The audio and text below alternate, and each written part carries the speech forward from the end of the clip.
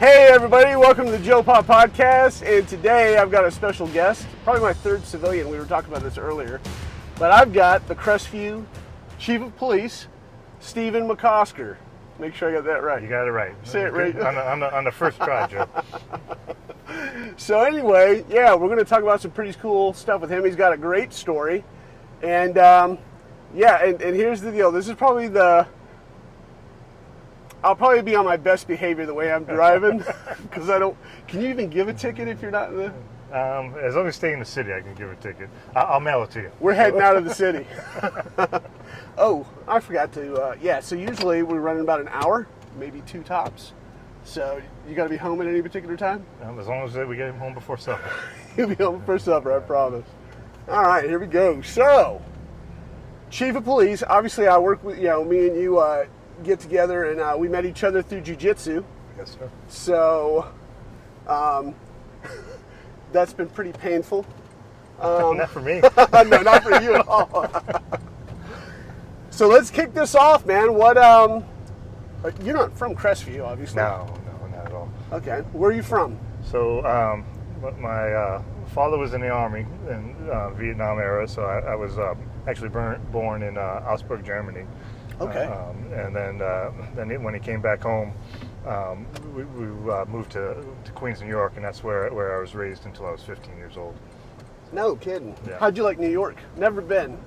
Well, I was a kid and a teenager through it, through the 70s and mid 80s, so totally different than the experience now. But we grew up in the suburbs of Queens, and if you sat on top of our roof peak and used low power binoculars, you could see the New York City skyline.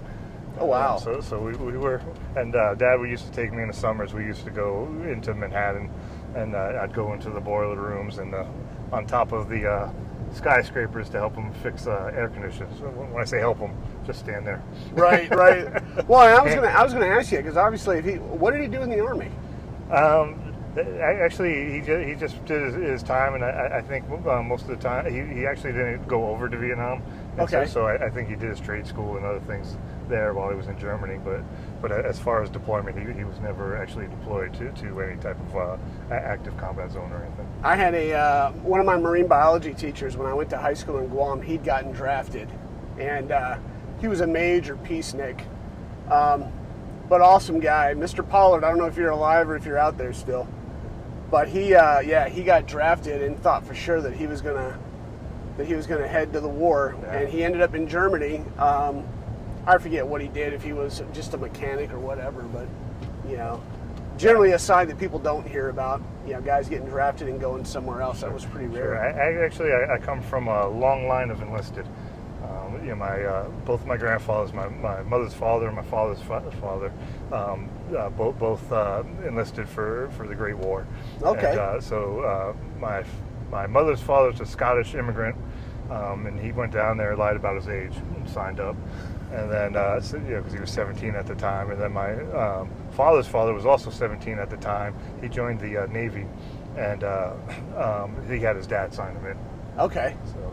Did you ever talk to them much about their time? Not my one grandfather, my mother's father, so much. He was infantry. I think he did quite a bit with the paramedics, because in Rosedale, where we're from, he was a member of the volunteer ambulance squad when they had volunteer ambulance, and so pretty much figured he had a specialty in that.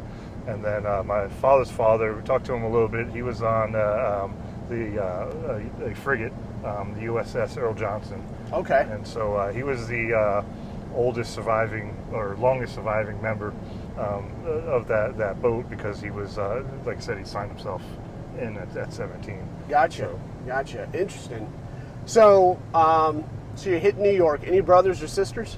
I got two brothers. One's 7 years younger than me, and the other one's 18 years younger than me. Oh wow! So my brother Brian was born in New York also, and then my brother Cody, he was born in Florida. We were in Ocala. So we moved from Queens, New York, to what we called lovingly Slocala. So I used to be able to see the skyline of New York from the rooftop of our suburb home, and then if I walked 3 blocks in Ocala, I was in the middle of a cow patty. Wow. So, yeah, so that's it was major it was a culture big shock. change. Yeah, but we got to do a lot of mini bike and go karts and all sorts of things, because the neighborhoods back then weren't built out yet in Ocala. Right. Pretty area. My daughter-in-law. Well, no, my daughter-in-law's from Gainesville, but still, I've been through there a couple of times, and pretty nice area. What So yeah, major freaking culture shock. Are you going into high school when you head down to? I was Florida? already in my sophomore year. Okay. So what was high 15. school like? Were you like a stellar student? Did you No, suck? I was athlete. What?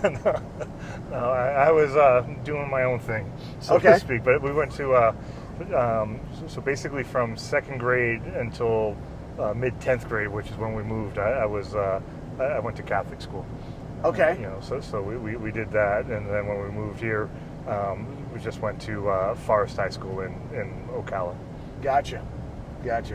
So my mom always had me in private school, and typically, in Tacoma, Washington, or North Chicago, or whatever, it was always Catholic school, and they always had the nice elaborate cathedrals there, which was pretty cool. But so I imagine probably similar, especially coming out of New York, I would think. They were just churches. They weren't actually cathedrals. They were the ones that we attended. But the nuns were different back then. Oh yeah. Yeah. I had a nun one time, and I don't know if she was a survivor of the Holocaust or not. We were in the 4th grade. I forget who the kid was. When you're sitting there and the sister's teaching you, you doodle and crap like that. Well, he made a swastika, and I don't think he really knew what he was doing. It's the 70s at this point.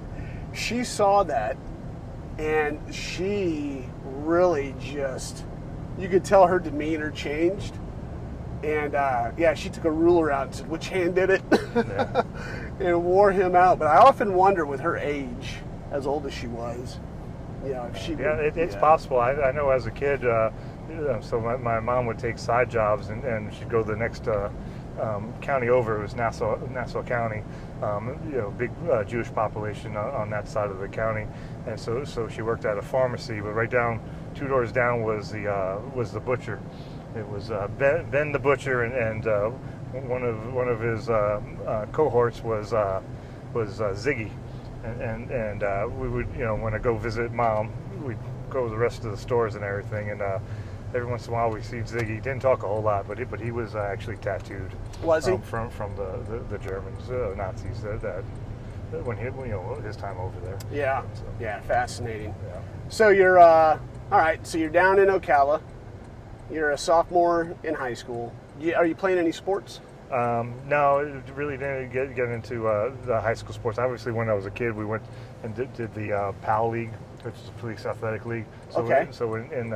In those type of areas, if you're going to play any sports, it's usually through PAL, Police Athletic League. And I never really caught on to the fact that it was a police athletic league until I got older, and I realized, wait, that guy kept calling him Sarge, and that guy kept calling him Lieutenant. Nobody was really calling each other by names. I never picked up on that it wasn't just a league. It was actually the police officers that were donating their time to go ahead and coach the kids.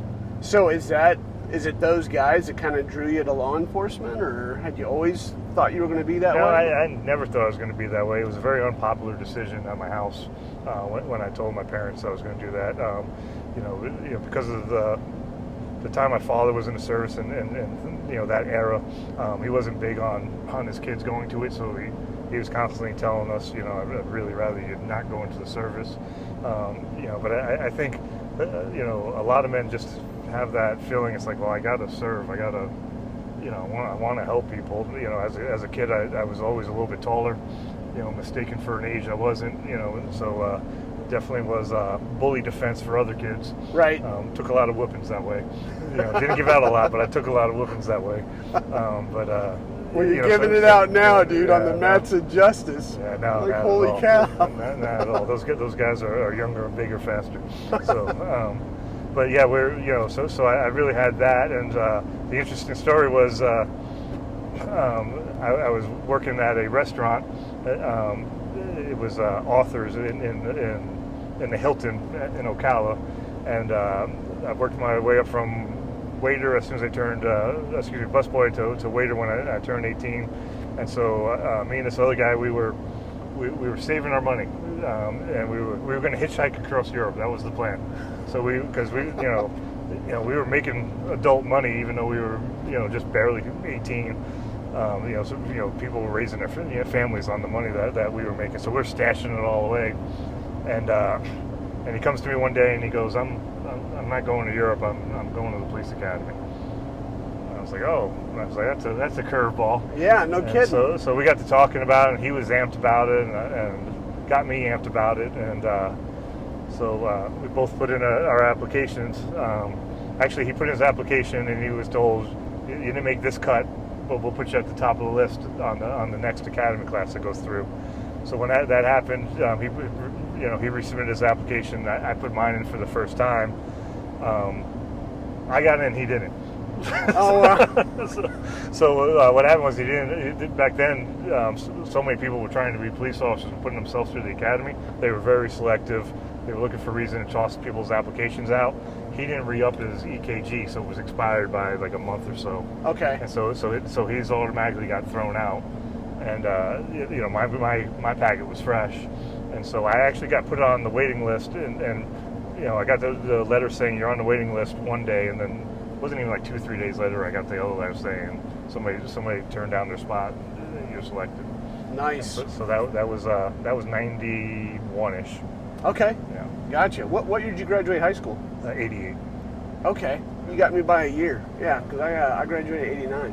Yeah. Awesome. So what was the police academy like? I mean, I've been through like the security forces tech school, which is the academy's taught by other police officers except for 1 and 2 class. The law class, obviously, they bring a lawyer in. The EMT class, or not the EMT, but first aid class, they bring in the EMT. And so those were taught, but the rest of them were police officers. And I got to be honest, it was a lot of old salt dinosaurs. And very, very, very crotchety, and so that we went through that very, very regimented, paramilitary, very competitive because, like I said, you weren't. Now you could get hired and get sent to the academy. You can go all the way through the academy and weren't guaranteed a job right back then, and that happened to quite a few of the people that I went with. So went through that, but the interesting part about that, and part of the reason why my parents weren't excited about me going to the academy is if you do your history timeline, that's right around the Rodney King meeting. Yeah, it is. I was in Chula Vista down in San Diego at that time. Yeah, so I'm very, even though people are 2 or 3 generations younger than me getting into this now, I'm very familiar with the Floyd style of policing because, I had the exact same thing going on somebody did something elsewhere, so all police are bad, and, right. And you got into a profession, and they just, and so the sad part was got into law enforcement while the Rodney King stuff was going on, and then got out of the academy. It took me about a year to find a job. Okay. And so I started in February of '92, which is I believe March of '92 is when the acquittals came out. So all that stuff started again, and right. A lot of anti-police rhetoric and stuff like that as soon as I got in. Dealt with that for quite a while, and a lot of people don't realize that pendulum didn't swing back until after 9/11. Like that's how long of a low there was in policing. I always tell people I remember the first time that a kid came up to me and just out of clear blue said, "Hey, I appreciate what you do." When I say kid, 8 years old, whatever. Mom right. and dad sent him over to talk to me, but that was after 9/11, and it was like, well, that was different. Wow. So yeah. You know what? I never made the correlation. Never thought much about it. Yeah, but that's interesting. We definitely seen an uptick in law enforcement support after that, but before that, I mean, as soon as you stepped out of the car, people yelling at you, Rodney King, and you got to remember, I'm 19 years old, first job, I'm stepping out of the car, and people yell Rodney King when I step out of the car, and I'm like, from Queens, New York. I Yeah. I have no idea what you're talking about. I knew what they were talking about. I had no idea why they were correlating it with me. Right. So and we're seeing a lot of that now in law enforcement. It's still, with the Floyd death, is that there's still a lot of anti-police rhetoric, and it doesn't fade quickly. No, it's that's a fine line to walk. What So your first job is what town was it? So I got a job in Ocoee. Okay. So I went from Ocala, about an hour 15, hour and a half away, to Ocoee. Is that south, north? It's central. Okay. Just about as central as you can get. So it's on the border of Orlando. Oh, okay. Right. So it's Orange County on the border of Orlando, and west border. Okay, so you're really not talking about a bumpkin small town. You're talking about right there at the edge of a. It was a bumpkin small town. Yeah, we were a 30-person police department servicing about 16,000 people. Okay. And so there was Beefalo about less than a quarter mile away from the police station. What is now called Clark Road, which is a major intersection through the north-south through the city. Uh-huh. Actually dumps off onto the east-west expressway, which is very large. Right. That wasn't there. It was actually in Orange Grove, a clay road through in Orange Grove. Wow. And so shortly after I got there, they tore up that Orange Grove, put up a mall, and then made Clark Road, which eventually went all the way from the east-west expressway all the way to Apopka. Okay. So your escalation into probably big city, if you will, considering Orlando, big city crime, if you will, that was kind of a gradual. Yeah. So we obviously dealt with all of the residue crime from Orlando, right? Pass-throughs and stuff like that. And so we definitely dealt with that. But it was a suburb of Orlando, so we dealt a lot of retail thefts, domestic violence, fraud, stuff like that. And as the city grew, obviously the types of crimes grew, and right. so we dealt with that. It was about my 5th to 6th year in. I put in for and was selected to be part of the Metropolitan Bureau of Investigation. Okay. And so that's a state attorney, 9th District State Attorney task force, where you're sworn in by the state attorney's office. You still work for your organization, but you join a team that's made up of other law enforcement officers from everybody in the 9th District. So that was Orange and Osceola County. And they sprinkled some state and fed level guys into that task force. Nice. Now, is that the same as FDLE or kind of a? No, it's a task force. So it's actually the longest run of its kind, and so they were tasked with doing mid to upper level drugs, and the other side of the house did vice crimes. Okay. So your strip clubs, your prostitutes. So their big claim to fame was that on the vice side, to show you how long ago as I was doing this, is that they went after the telephone book company, because the largest section of the telephone book was lawyers, and then escorts. Oh, okay. And so what they said was you're racketeering for escort services by collecting all these advertisements and funds and stuff like that. And they actually removed escorts from the telephone book. So that is crazy. So that was that was their major win on their side. Wow, that is insane. Yeah. Half the people that watch this will go, "What's a phone book?" I know. I was going to say, I'm like, that's a blast from the past. Yeah. Man, that is crazy. So is that when you started doing undercover work? Yeah, I started doing undercover work. That's a standing joke for that, and what it isn't a joke is I went into it thinking I was going to be like Don Johnson from Miami Vice, right. and I honestly walked out of there looking like Joe Dirt. There's my undercover picture and the Joe Dirt poster, and you can put them side by side, and you go, they owe McCosker some royalties on that. Were you sporting a mullet? I had the mullet. It wasn't really a mullet because it's all the same length, but it was all slicked back, so it was pretty much That's a mullet. It's a mullet. The pointy sideburns, goatee, I even wore the same, because Joe Dirt didn't come out till years after that. I even had the same cutoff sleeve flannel shirt. You got the wife beater on? It was pretty bad. Dude, that's legit. That's hilarious. Yeah, I still think David Spade owes me something for that character build-up. Now, at what point in this are you? Have you started a family yet? Have you gotten married yet? You're still a bachelor. I'm still a bachelor through these years. I went back to school and got my bachelor's degree during that time. Okay. Before I became a police officer, I had my associates. I went back, got my bachelor's degree. I pretty much finished up while I was undercover, and so I did that for about 2 years, and really that's what changed the trajectory of my career. I mean, it's a prestigious spot to hold to begin with. I mean, but as far as learning about teamwork and team dynamics, prioritization, because everybody's case is the most important case, right? And so having to figure out how, which ones go first and how to prioritize. But mostly working on a team is, sometimes you're the undercover guy, and you get the bad guy to get in the car with you.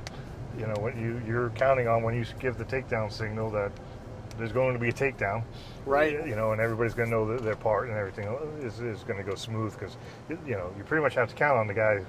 The guy's probably armed. Yeah. When he gets into the car with you. So what's the most sketch situation you were in? It wasn't me. I was part of the team, but it wasn't me. Where we had a rip off, and so it was our drugs. So it was a multi-kilo drugs. And they kind of threw the bag at the undercover guy and snatched the drugs. Well, the drugs aren't supposed to leave, and so it started going bad pretty quick. And so they chased him around the parking lot. Eventually got him pinned in. There were shots fired. Nobody got hurt on our side. The bad guy got shot, but not mortally. Not fatally, yeah. Not fatally. So we get him out, all that other stuff. Well, we're responsible for them drugs. Right. The guy never left the parking lot. The drugs aren't in the car. Oh, no way. So we're trying to figure out, where the drug. We got to tear that car apart, and so we all got an education on car electronics. So he had this thing where if we turned the radio on and then lowered the back rear seat, the dashboard lowered itself, and so there was a compartment inside the dashboard with hydraulics, and then when he pushed it back up, it would close back up. Wow! But everything looked seamless, so you really didn't see it. And I honestly don't remember how we figured that out, but that was a long day. That's freaking ingenious. I remember the director of MBI, highly respected guy. Want to talk about somebody pacing? Oh yeah. Yeah, he was pacing. Wow, that is a trip. Yeah, but that car got tore apart before we finally figured out where it was. Because the guy never left the parking lot. It's like, how does 2 kilos just disappear? Holy cow! So what? So how many years did you do undercover work? I was with that unit for about 2 years, and like I said, it changed the trajectory of my career, because I saw how when people work together for a common goal, how much can get done. Yeah. I mean, and sometimes I would work vice, cross-training vice, and I got to do all the cool stuff, and I worked major investigations where wiretaps and stuff like that. That you got to. I didn't actually get to write a wiretap, but worked on them. Surveillance team.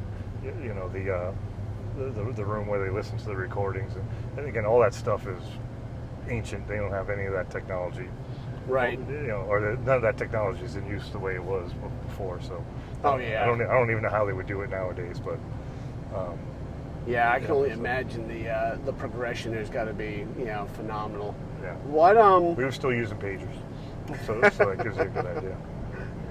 Oh man, So once you get your degree and all that, what's the next step that you're taking after that? After this I'm promoted to sergeant while I'm in MBI. Okay. Tested for and got promoted out of MBI. When you go right back down to the patrol level. Okay. And you run a squad, and so for the longest time, I was actually almost all the time I was in the Cody, there was at least somebody that we remember. For the longest time, I was Old Man McCosker. So I got promoted at the age of 30, and my squad everybody was probably right around 50. And so what I didn't know was, as they going home and they were telling their wives, Old Man McCosker's been riding my ass. And so I started bumping into their wives here and there, and they would all say the same thing. They would go, he's not that old. And so finally the cat came out of the bag. But for years, they were calling me Old Man, McCosker. I didn't know why, and it stuck for a long time. It was, which was funny until I actually became an old man. Right. And then I was like, I don't want to hear that anymore. Yeah. That's a trip. What So at what point did you start doing jiu-jitsu? I mean, did somebody turn you on into it? That came. So I got promoted in 2000. I actually didn't start jiu-jitsu until 2009. Okay. And so, I mean, so I got promoted. They put me back on the road for 2 years. They were starting a new position called community affairs. Okay. And so I thought it sounded interesting, had a lot of possibilities, and so I put in for it, and eventually was selected for it. Right. There was a lot of back and forth about who was going to be in it and whatnot. And so they put me in it. They gave me one officer and no budget and said, go out and engage the community. And so you're like that. You're basically set up to fail. Yeah. So me and this other guy, we talked, come up with a plan, and we didn't join, but we participated in a lot of the civic organizations, Rotary clubs, Kiwanis, women's clubs, and just hey, whatever we can do to help, just let us know. Just, okay. Whatever we can do, and and they took us up on it, and so we would help out, and then and then eventually we would get funds because they would say, well, we'll sponsor this or we'll sponsor that event, and so. Got that job in 2004, 2005, and then again in 2006 we won Crime Prevention of the Year. Okay. Population under 100,000 by the Florida Crime Prevention Association.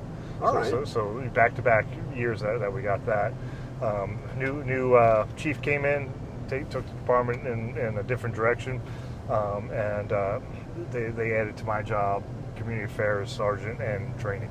Okay. So I was in charge of all the in-house training that we were doing, the recruiting, making sure people got through the academy, and things of that nature. So right. So that's eventually how I got into jiu-jitsu. Okay. Is because I went. If I was going to be training, I went and got whatever high liability certificates I felt the department was missing. Right. Defensive tactics was one of them. I went to the FDLE certification, got the certification, and knew that certification was only good for a certification. I didn't have a deep enough background in defensive tactics, or anything like that to answer questions. I could teach you the test, but I couldn't explain, why the body mechanics for this move works this way and that way. And so when I first got the certificate, I was already teaching at the academy. I started teaching at the academy part-time, just like as an off-duty gig, in 2004. After I got my certificate, I would go and really I was only being like a safety officer for when they were doing the DT, or I would teach something innocuous like handcuffing or pepper spray. Gotcha. And really shied away from leading a class through the teaching the moves. So I knew I had to do something, and started off by looking into different areas of martial arts, and I was like, that's not for me. That really doesn't cover what I'm trying to do. And somebody told me about a free class they were offering at the Orange County Sheriff's Office. I signed up for it. It was on Saturday. It started off where it was just a Saturday morning class, and I went to that religiously every Saturday morning for 2 hours. Went through it, and then the professor became my mentor. His name's Dave Ogden, really good guy. Okay. He was a captain at the sheriff's office, and so professionally and jiu-jitsu and even family life, I would talk to him and leech on as much information I could out of him. And so that was a real positive thing going to that class, because I had somebody to role model after. Yeah. And how old are you again at this age? At that age, I was 38. 38. Okay. Yeah, so I was, I had just finished my master's degree, So I went back to school, and I think it was went back to school in 2004. So right around the time I went to the Community Affairs unit, and I got a master's degree in criminal justice and public administration. Okay. So I got those, and then I knew, with as active as I had been, that if I didn't go ahead and plan, like, I need another activity to go ahead and fill in, that psychologically it was going to bother me. Right. You can't go from, like, constantly being, okay, I got to stay for this test, I got to write this paper, and then just go, okay, now I'm not doing nothing. I'm not that type of person. Right. So, at what point are you headed to Moscow? Oh, so that was during the criminal justice portion of my master's degree. And so they went ahead and they came into a class and they said, hey, we're doing a study abroad program. It's part of the, you can use it as an elective for your master's degree. And I was like, man, that sounds pretty cool. And at the time, yeah, it does. At the time, Ocoee would pay for your class. Okay. So I wouldn't have to pay for, the tuition was covered. And then I went with two other people that I worked with. One of them was the community affairs guy that I was with, and the other was I believe he was a detective sergeant at the time. Okay. And so we went ahead and we all went ahead and we signed up for the class, and then I actually typed up a memo to the chief going, hey, we're going to go do this. It's 2 weeks out of our lives. Can we just call that this year's training? Because they usually last to go to about 80 hours of training a year, outside of the department. So I was like, can we call even with that, so we don't have to take our vacation time? And he agreed to that. But I had also asked for a per diem. So they paid for our meals. We paid for the travel and the hotel room, but they paid for our meals. So really cut down on the cost, making it, because by this time I just started a family. I had a newborn and a toddler. Okay. At home. My wife was a missionary's kid. Okay. And so she was always pushing. You got to go see. You got to go to another country to get a grasp of how other people live. Smart woman. So she was really supportive of that. And so what we did, we went over there, and part of the gig was we told them we were going to be the best ambassadors we could. Trying to get some resources from UCF. Go over there and talk to, make some relationships over in Moscow, because they would send cadet classes over to America. And so we were like, we'll make good contacts there, and then when the cadets come here and they want to learn about American law enforcement, we'll be one of the host cities.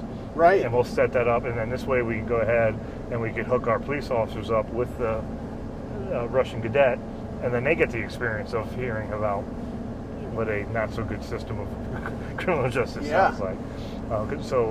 Went to Moscow for 3 days, and the rest of the time we spent at the Volgograd Law Academy, where they paired us up with these cadets. And the cadets are actually college-age students. So in Russia, you can't work your way up the ranks. So if you want to be a police administrator, a police chief, or even a police sergeant or detective, you don't just get that job. You can't be part of the militia and get that job. The militia is a militia. Right. Those are guys that's their plot, lot in life. They're not going to. You have to go to one of the two law academies they have. So they have one in Volgograd, which used to be Stalingrad, and then the other one's in St. Petersburg. So we went to the one that was in Volgograd, and so while we were there, we were like, you can't get into the academy unless you got a letter of sponsorship. So I don't know how we started on this, but we started asking them, who gave you your letter of sponsorship? And we only found one person that didn't say it was mom or dad. Like the whole time we were there, who gave you a letter of sponsorship? Oh, my mom was a judge. Oh, my dad was part of the KGB, and we got this. And then the one person that we found that didn't said so we started asking, who gave you a letter of sponsorship, your mom or dad?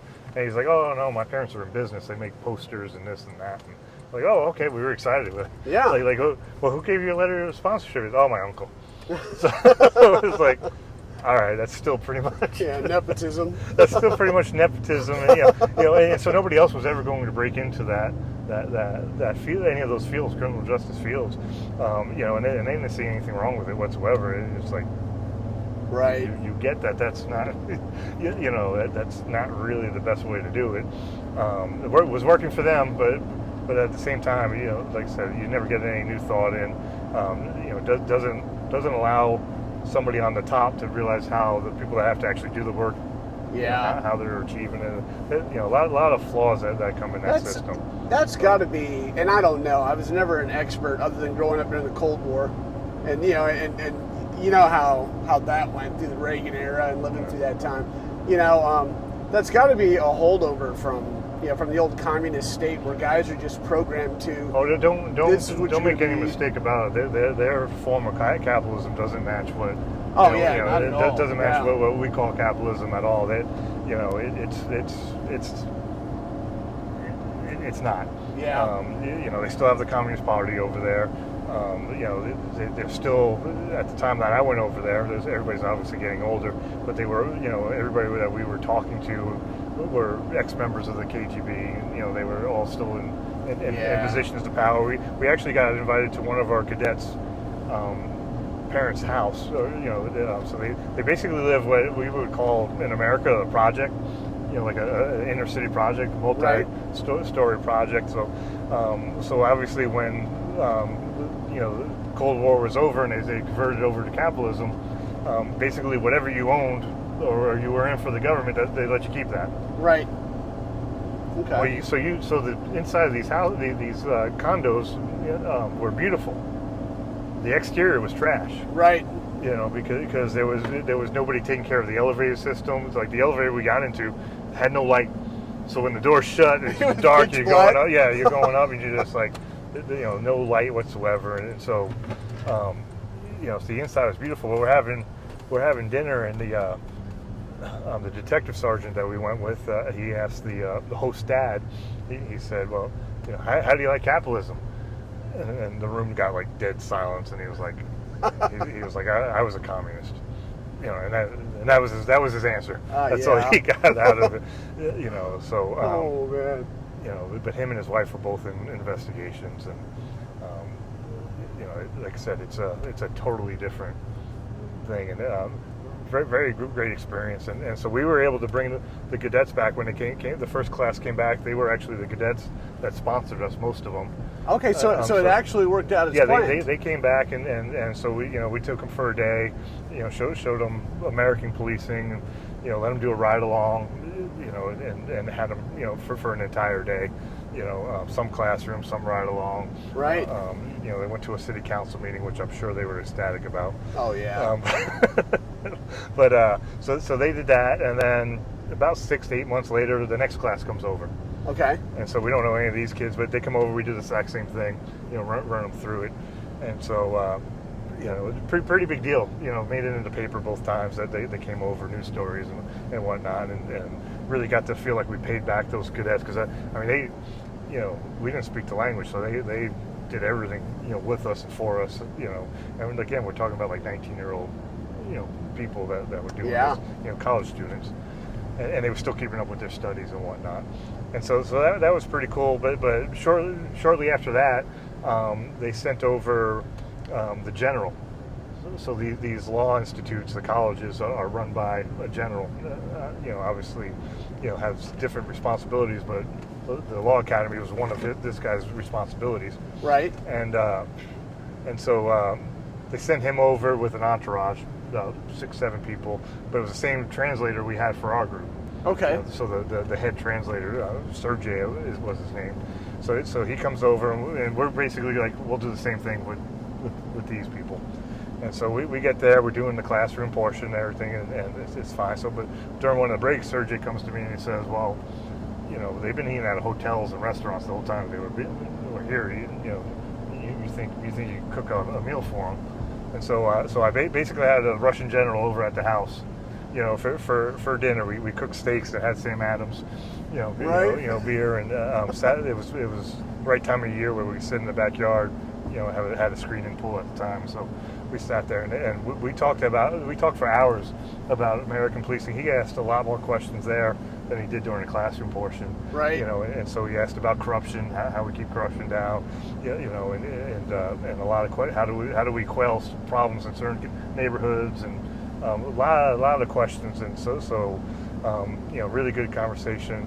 And about a year later, the UCF newspaper, Pegasus, it's actually a magazine.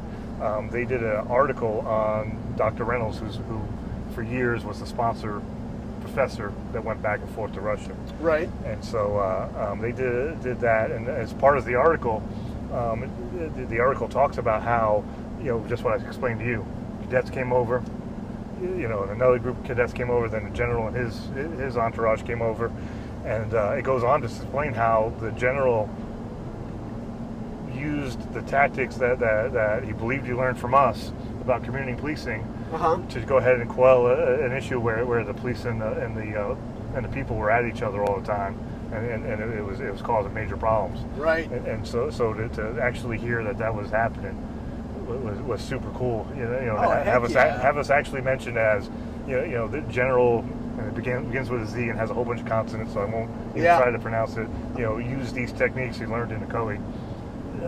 Was like super cool to go ahead and see. Because when I went to the academy, when I was telling you how everybody was salty, one of the guys, I'll never forget. I forgot him, but I won't forget what he said. But he was like, "If you think you're going to change the world, you're in the wrong profession." How cool is it to remember some guy said that to you? You're a 19-year-old kid. Got big dreams of what you could possibly do and helping people, and then to see in a newspaper how things that they learned here in America, specifically from you and a couple other guys, they're using in Russia, and it's being successful. That's pretty legit. It's especially satisfying knowing that we built the community affairs unit. Right. So what we were telling him was a lot of stuff that we trial and errored and worked through. This worked, this didn't work, type of thing. So right. Super cool. So how long did that program last? That was the last visit we had from Russia. I think it had nothing to do with us. It was more so of the school focusing efforts into visiting other areas. I believe they went to South America, started going to South America. Okay. Shortly after that. Yeah, probably a money thing.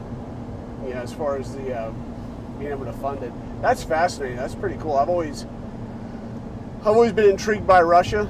I don't know how much of that is just from us growing up during the Cold War and. No offense to anybody who's Russian, it's not that great of a place. I mean, it's. I've always heard very gloomy. So some of it was, but I mean, some of it was absolutely beautiful. So all the subway systems are still left over from the communism eras. Right. I mean, it's like going into a museum. I mean, there's gigantic mosaics on the walls. Battle scenes and different things, chandeliers. Giant, massive chandeliers. I couldn't even imagine how much they cost. If you were trying to duplicate them. Right. And this isn't a subway. And so, but they're also using the same trains. Yeah. But anything that was once public transportation wise or buildings, some of them were over the top, gorgeous. Yeah. You go into subways, the street performers are playing their quartets, playing classical music, violins and different instruments. Wow. And they're not suffering their way through it. I mean, they know exactly. I mean, it's impressive. And again, you're just in the subway. Right. And growing up in Queens, New York, I've been in the subway too. not the same. So let's backtrack a little bit. How'd you meet your wife? Obviously, if you're out there jobbing it as a police officer. My wife and I met. We met at a local restaurant in Ocoee. She was actually living in Washington D.C. She was a flight attendant for United. Okay. And so we met there and kicked it off and kept the communication with each other.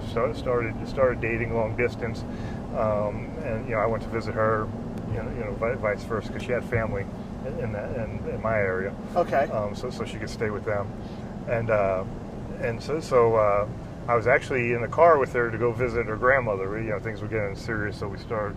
And the grandmother was in Kentucky, so we were driving to Kentucky. Okay. And we get up into the mountains, and then we start figuring out something's wrong because of the different radio programs. And what was wrong was it was 9/11.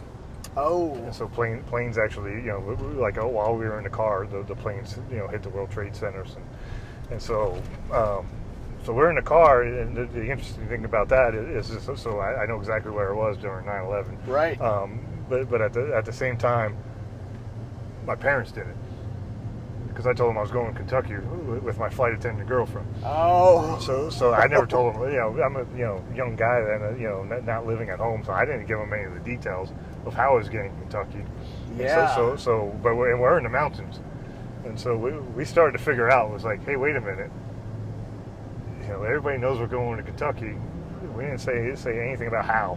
Right. But we were in the mountains. We can't get any cell service at all, and so we were up there for probably about an hour before we can, get hold of somebody and tell them, hey, spread the word. We're in the car, not in the plane. Right. Because at first it was the one plane, and it was the next plane, Yeah. and then all of a sudden you started to realize there's a series of planes, that are being hijacked, and Yeah. that was a lot of people had a lot of panicked moments, thinking we were, because again she was a flight attendant for United. Dang. Fascinating. You just never. I'm always a big believer that the human experience eclipses anything that our minds can conjure up. The stuff that people live through. In episode 9, I'm interviewing a pastor. He's a former Marine, Alex Chapman, and he was actually in the Pentagon when he got hit, and the jet went in right under his floor. Yeah. Felt the floor buckle and everything. It's like, and so when you hear these different things, another guy that I was talking to, his dad, this is a good buddy of mine, fellow CAA, Andy Vogel. I think episode 12. His father would hit the mailroom in the bank in the Twin Towers every morning, and that morning he was heading that way, and so everybody's thinking, hey, so it's just amazing to hear, to correlate where people were and people's different experiences during 9/11 is just fascinating. So, yeah, that's crazy thing. I would have thought the same thing. Holy cow, did Junior freaking fly as opposed to... Yeah. Dang, that's nuts. Hey, for those of you watching this video, if I don't make it out, he's driving me somewhere deep in the woods. I lost track of where we are about 10 minutes ago. So, to my wife and kids, I love you. What so I mean completely fascinated with the whole Russian thing. I think what an amazing experience. Yeah. So when I got years later when I was one of the finalists for Crestview, where I'm at now. I started that job in 2019, September of 2019. But they brought me in for a public meet and greet, and we had to give our stump speech to the employees, citizens that were concerned enough to come out and see the part of the interview process, ask their own questions, and so I had to give my stump speech, and so. I give my speech and everything, and at the end, I ended it with, "Look, listen, just so you know, because this is right at the same time that Trump's getting elected, right?" And so I'm like, just so you know, if I get selected for this position, there will be accusations of collusion, and the room just exploded. I mean, they all got a really good kick out of it, and I was like, that might have been it. That might have been the pop I needed to get. Yeah, nicely played. That's pretty good. So, as I'm reading through your bio and all that, there's a reference to the FBI Academy. Yeah. How does that come around? Right before I left COE, so actually about 2 years before I left the COE, the chief wrote me a letter of sponsorship to a local FBI bureau to go to the FBI Academy. So it's a pretty prestigious thing. Only 1% of active law enforcement are graduates of it. Right.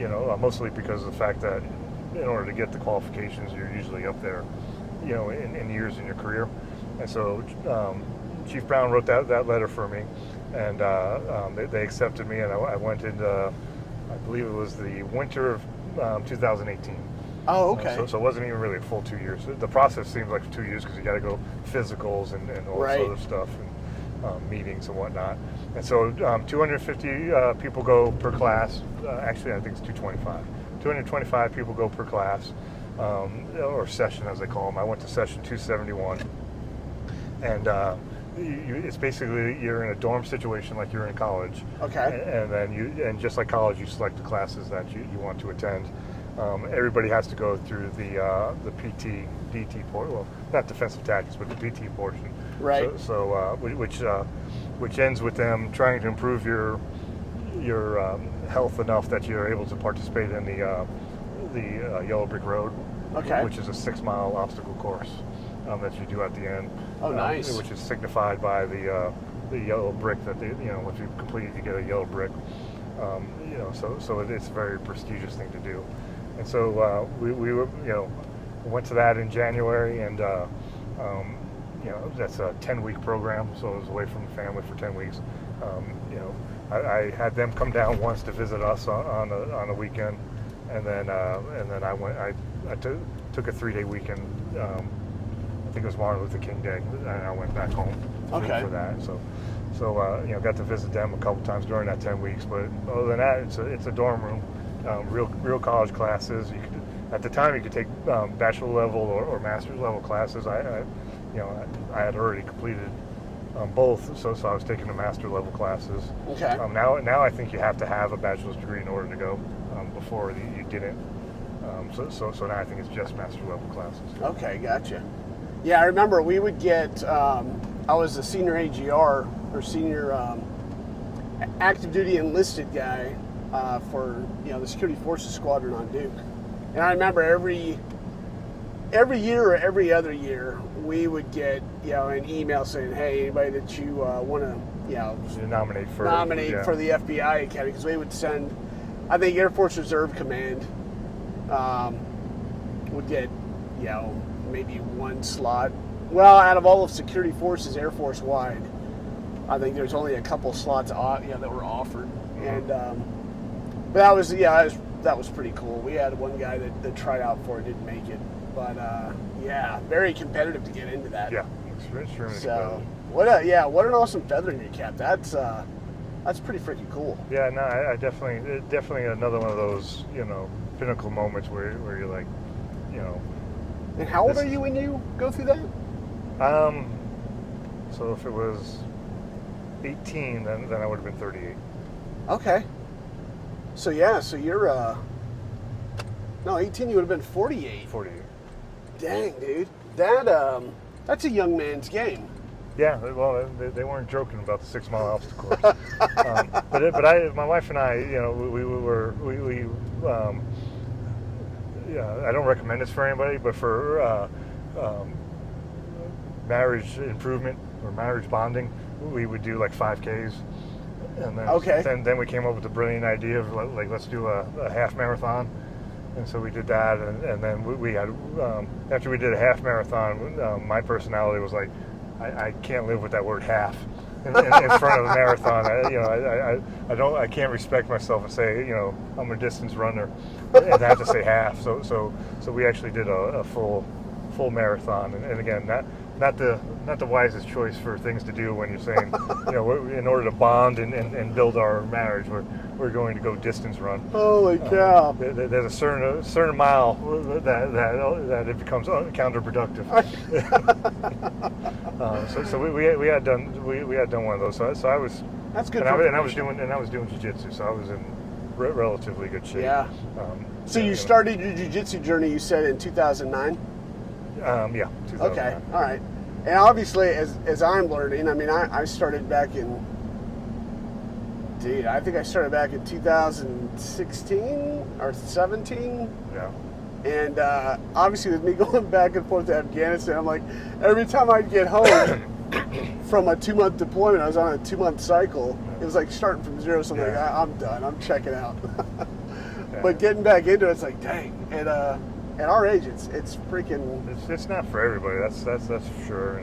And at the age of 40, I was like, age is a myth. In 41, I was still saying that. By the time I got about 42, I was like, it's not a myth. I'm slowing down. I'm breaking down. But at 40, I was convinced. Age was a myth. And that now this year I'll be 54. Actually, in a couple months I'll be 54. and they're just what making month's your birthday? November. What day in November?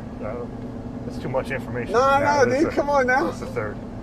Oh, okay. I'm November 19th. Yeah. Dang, dude. It's close. You old fart. Yeah. Yeah, the struggle's real. But it's it's it sounds like an excuse. When somebody like tossed you around and you go, the jiu-jitsu just didn't work this time. But I mean, it's a real thing. Oh man. There's been many a time where I go to do something, I was like, oh, I know I used to be able to do that. It's like I 100% know I used to be able to do that. This guy would be in so much trouble. Yeah. But I can't. I am not. Hey, well, as doing law enforcement, is there any time where you actually used those skills to secure somebody? I mean, yes and no. I mean, there's been, you go hands-on with somebody and really never got into like a full-out brawl, but right. There's been what they call the escort position to an arm drag takedown or arm bar takedown, and so but those are taught in the basic academy. Yeah, so, there's components that are applicable, and obviously you're not gonna but be out there. But as the years went on, they definitely looked a lot smoother when they had to happen. Yeah. So, we whenever we started our Dagger program for security forces back in 2007 is when I went through. It was deployed air ground response element, and the big thing back then, I think the LAPD was doing Krav Maga. Yeah. And so they got us all a training certificate in Krav Maga, and that was it's got its place. Yeah, and then followed up with ASP training, baton training, all that stuff. But yeah, Anyway, that's fascinating. So when you finally get out here, and this is kind of obviously, I'd like to think that my podcast is nationwide. I think right now it's just barely getting past Okaloosa County. Yeah. But so what? As you're rolling into the role of a police chief, what challenges do you see for like the local area that we're in? Obviously, you're coming out of Floyd had just happened in what was it 19? No, I believe it was after COVID, so it was in 20. Okay, so you're now the police chief here. You've got the Floyd case kicking off, and once again there's BLM is popping up, and I don't want to get too dramatic theatrically speaking as far as unrest, but obviously there was some dissension there. Sure. and a skewed view of the police. How was that managed within Crestview or here in North Okaloosa County?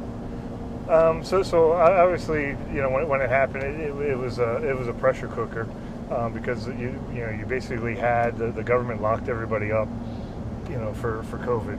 Yeah. And so everybody's pent up, locked up, worried about where their next meal is going to be, everything else like that, and so you still have those restrictions going on, and then you have what happened with George Floyd, his death, and so you have that, and so immediately everybody's watching it, because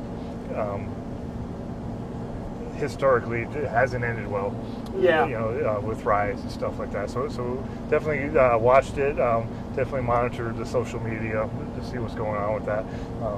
Actually made contact, early on with activists in the area, to try to get a feel for what's going on. And so, we did have a few peaceful protests in this county, right. And they were peaceful. They weren't partially peaceful, or mostly peaceful, because that's really a riot.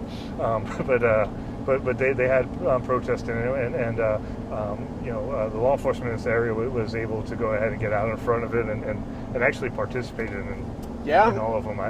I actually attended one that was down at Spanish Trails, and had a buddy of mine that was a sheriff's deputy, and he was he participated in it, and it was, I'd say the municipalities, handled it really well.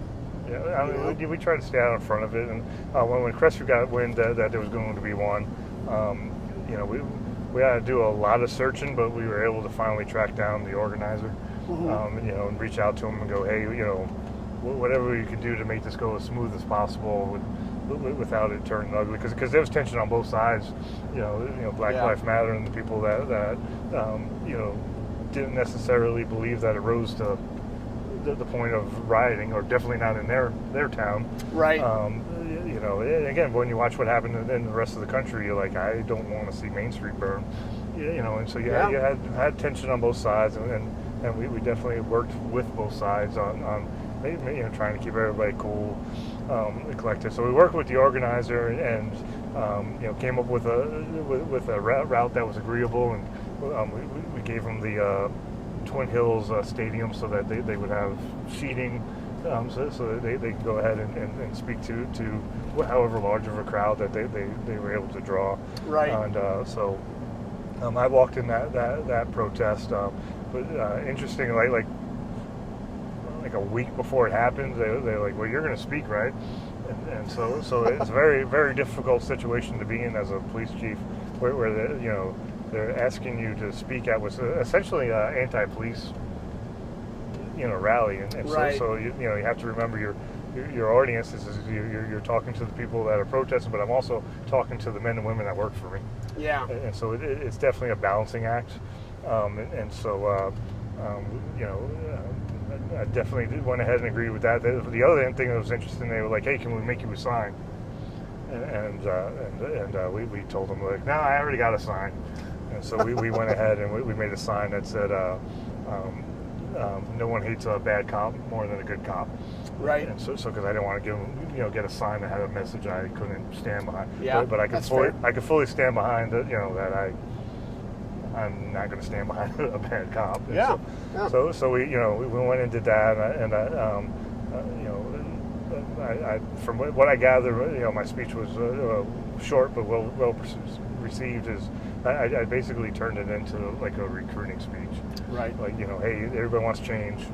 Now that you mention it, I remember that. Yeah. You might have been at that. It wasn't Scratch Trail. It was Twin Hills Park. Yeah, that was a Twin Hills. Yeah, it was at Twin Hills Park. I think the biggest thing is giving people a voice. Yeah. And not times like that where tensions are high. A lot of times, and there's it's crazy, but times like that, sometimes people just want and need to be heard. Sure, I think, especially in this area, that's the majority of it. The balancing act is making sure you're not dealing with the people that want to take advantage of that. Yeah. And that's what you saw all throughout the protests is that you had people that needed to blow off steam and be heard, and then you had a smattering of people that wanted to turn it into a mob, and you see as people get arrested and things that they were shipped in. They had criminal records. They were violent before that ever happened. So right. So it's making sure that element doesn't hijack what the good citizens want, and so definitely that was part of the balancing act in local law enforcement. Gotcha. Is watching that. No, I think I was glad to see that things went well. Me too. In Crestview. Yeah, for sure. So typically, how long does do you just serve as long as at the will of the people for as long as they'll have you? Pretty much. So it's an appointed position. Sheriff is elected. Right. Police chiefs are appointed. So I was appointed by city council. Mr. Bullock ran as a city manager. He ran the search committee. Okay. They recommended me, then the council voted on it to go ahead and select me. And I get a yearly evaluation. Okay. But obviously I speak to Mr. Bullock weekly, some weeks daily. Right. It's not one of those things where I'm surprised at how he feels about how I'm doing my job, but right. Getting feedback all the time. Well, it's always good to have that immediate loop, feedback loop of saying, hey, tweak this, tweak that, or hey, you're doing a good job knocking it out of the park. So, and you've been doing this now for September 4th was my 5th year. Wow, congrats. So I met the national average. Okay. The national average for tenure of a police chief. Okay, awesome. So that means that you've been a police officer now for 35 years? No, it's 92. Started in 92. Went to the academy in 91. Started in 92. So we're short of that. What, 33? Yeah. Okay, we rounded it up. Just a couple of years. Hey, each one of those years is a fight. So I don't. It's true. It doesn't get me to retirement any faster. You round it up. Oh man. So what? I mean, how long do you plan on staying in law enforcement? You're gonna. I mean, obviously, whenever I was in the military, I'm not obviously, but in the military, you hear guys punch at 20. I had to do 31 to get my 20, to get my 22 because I took the scenic route doing the reserves. But typically, I mean, the average police officer or sheriff's deputy. So in our city, you get vested at 10. Okay. So you're vested at 10 years, and so you can start drawing a pension after that. Obviously, I have the age that's not something I have to factor in. But as far as my plan was, it was 10 to 12 years. But the truth of the matter is, whether I make it to vested or not, truth is that as long as I'm relevant, then I'll keep going about doing it.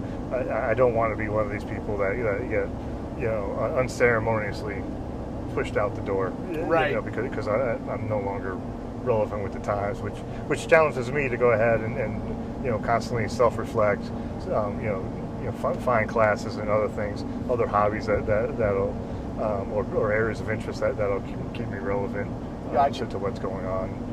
So that's the honest answer is 10 and 12 would be a great goal, but if at any point I feel like I'm no longer relevant and I can't reinvent myself, then I'll bow graciously before anybody tells me to.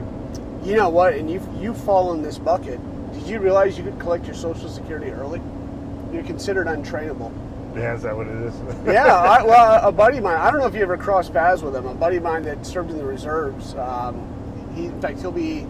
His episode will be released just before yours. Ike Kenty, former sheriff's deputy, spent his whole military career and civilian career in law enforcement. Yeah. And I thought he was full of crap one day. He's like, hey, I'm considered untrainable. I can collect my Social Security immediately. Yeah. I think I'd have a hard time pulling that one off. I taught at the academy for 16 years. I was a college professor for 5. So I think they'd see through that. Okay. It's like you could sit in a chair in a classroom.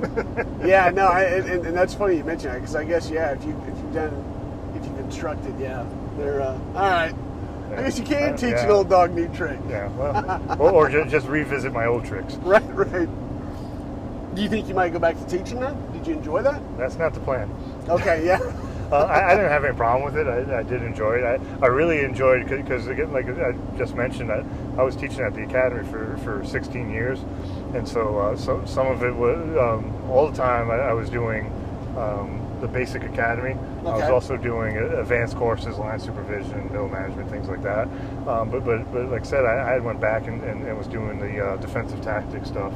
And so it was really cool, because I taught for so long. I was teaching at the academy, and then a new instructor came in one day.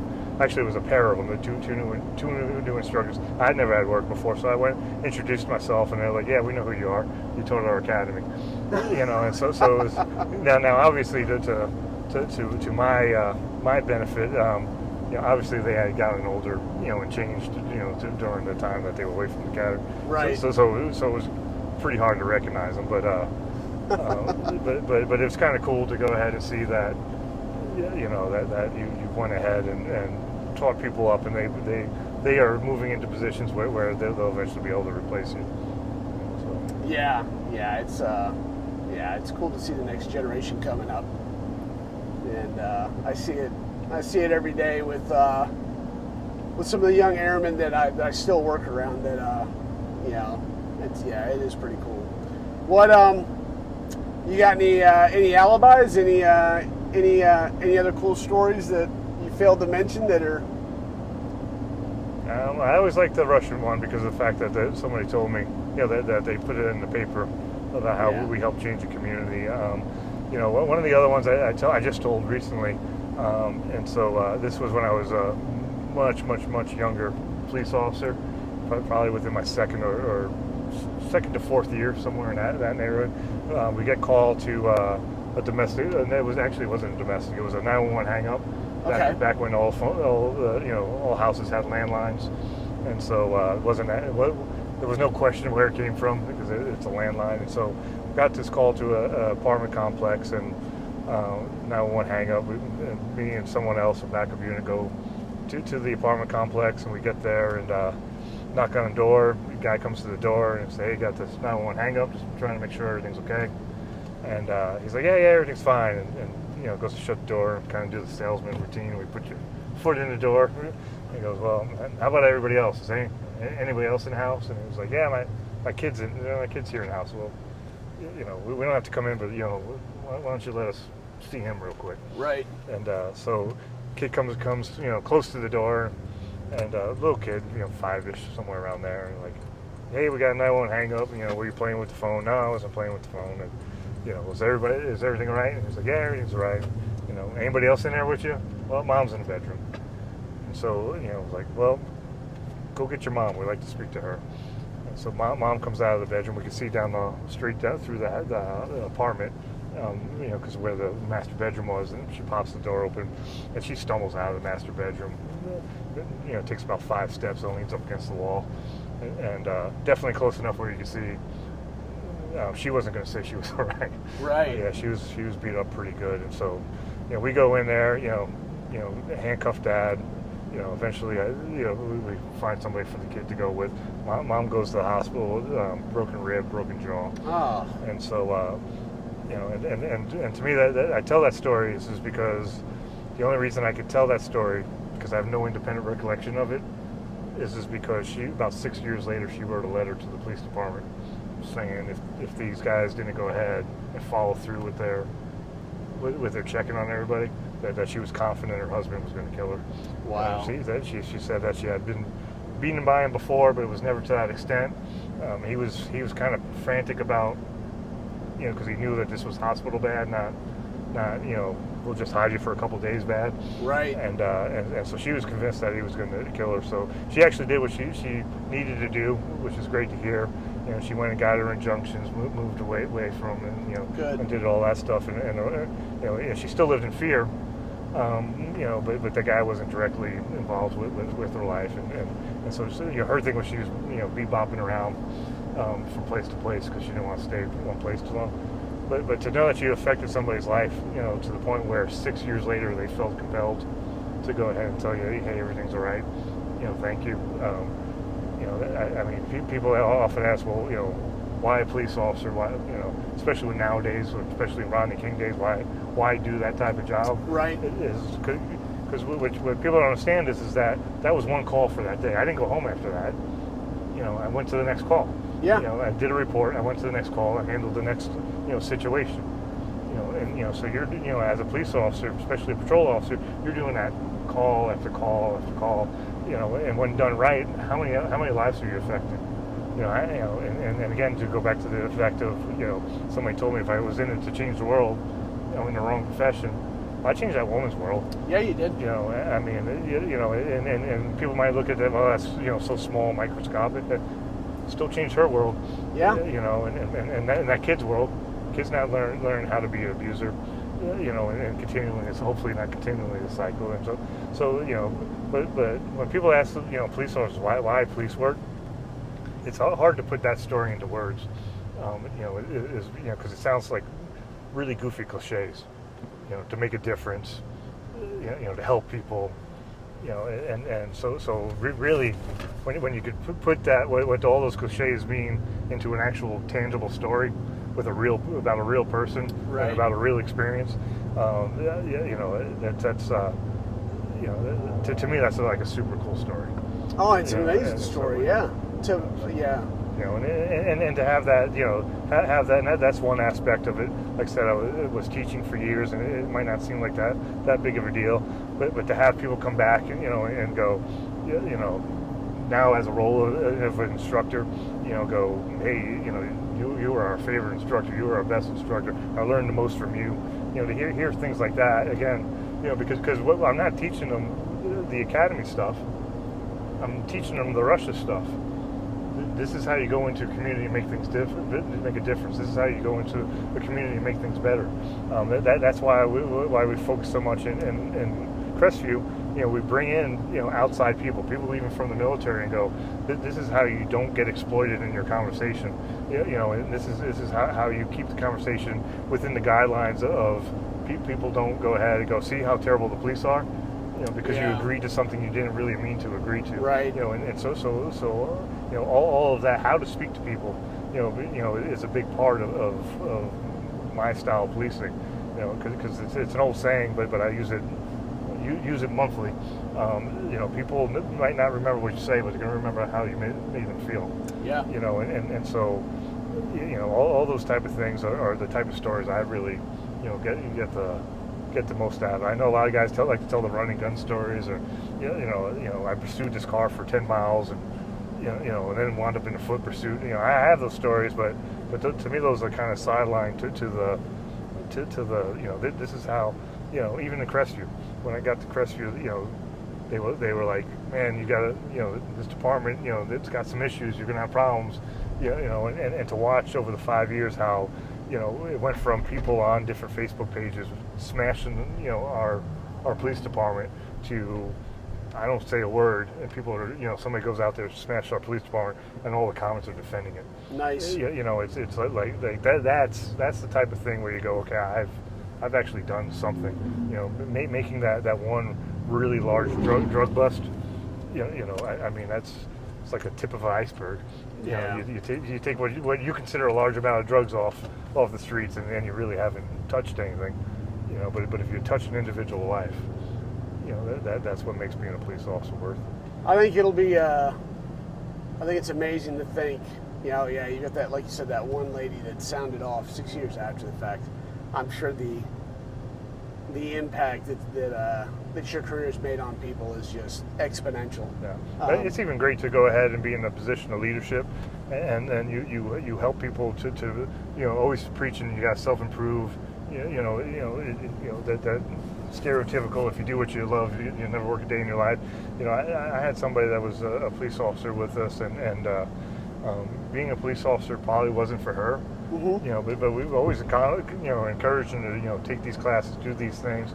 We eventually got her a school resource officer job, and then eventually she moved out of state and became a teacher. Oh wow! And that's another one of those examples where somebody, probably like 5 years after they left the department, sends me a message, this time on Facebook Messenger. Hey, you encouraged me to do this. I'm having the time of my life. That's the type of thing that you go. All right, that's pretty freaking cool. Yeah, no, that is absolutely. Well, I guess with that, we're going to go ahead and wrap this thing up. It's pretty cool. I didn't wind up dead in a ditch in the middle of the woods, because it was looking sketchy there for a minute. Dude, it's only because your jiu-jitsu is so much better than mine. I did bring my gun in my pocket just in case. Hey everybody, thanks for tuning in to the Joe Pop Podcast. As always, please hit subscribe, share it, like it. Spread the word. Once again, a shout out to my sponsor, Wooby's Shoes. You can see the link on my Facebook, and also I'll put a link up on here. So Wooby's, basically a tactical sneaker from a former Marine I used to deploy with. Awesome guy, awesome freaking shoes. I got them on now, but I don't think I need to take my foot off the gas to show you my boots. Yeah. Anyway, love you guys. Thanks again for tuning in. Give me some feedback, bad, good, and different. Don't care. Just want to hear from you guys. So take care, and thanks again for tuning in. See you guys later. See you later.